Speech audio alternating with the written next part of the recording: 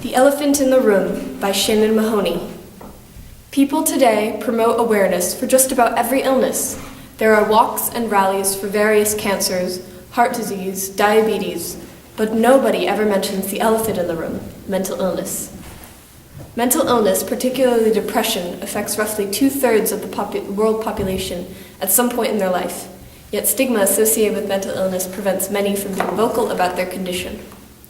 The rates of depression are so high that it's ludicrous to play down awareness of depression and mental illness.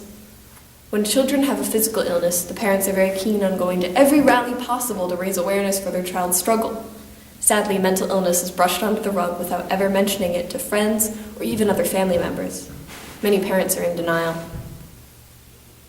While there is no simple cure for mental illness, treatment is possible through awareness. Without awareness, those afflicted may never seek proper treatment. Depression is often the result of some form of trauma. However, diagnosed with organic depression as a teenager, I know it was hard for my family to comprehend that this relatively happy child could have contemplated ending her life. This was a particularly traumatic revelation for my parents to fathom, but it was the catalyst to get us on the path of not only treatment, but advocacy.